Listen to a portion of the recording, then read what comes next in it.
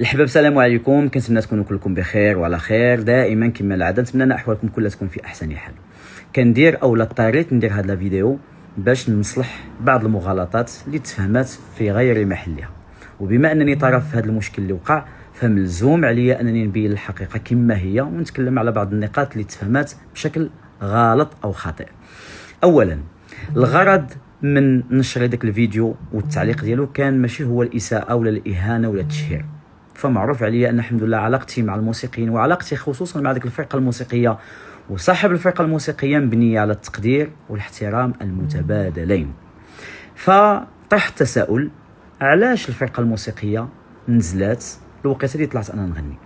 ثانيا، كاينه واحد النقطه رئيسيه اللي تكلم اللي كانت هي المحور الرئيسي ديال هذا الديسكسيون كامله ولا هذا الحوار كامل، اللي هي علاش مروان حجي ما جابش الفرقه الموسيقيه ديالو.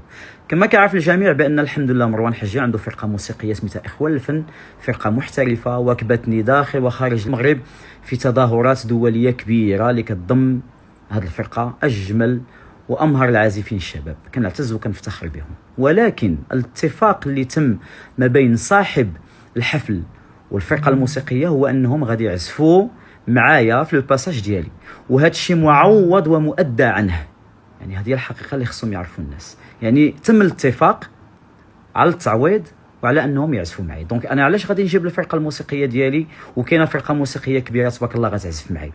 هذه اول حاجه. ثاني حاجه، بما انكم نتوما عندكم مبدا ديال انكم ما كتعزفوش مع فنانين واحد اخرين، علاش قبلتيو الشرط؟ علاش قبلتيو النهار الاول انكم طلعوا وتعزفوا معاي؟ وبالمقابل وواحد النقطه واحده اخرى اللي انا ما فهمتهاش، بما انكم انتم عندكم هذا المبدا ديال انكم ما كتعزفوش مع فنانين واحد اخرين، علاش بعض العناصر هبطوا وبعض العناصر بقاو اللي كنوجه لهم تحيه على الكرم والجود ديالهم وعلى احترامهم وعلى ادبهم؟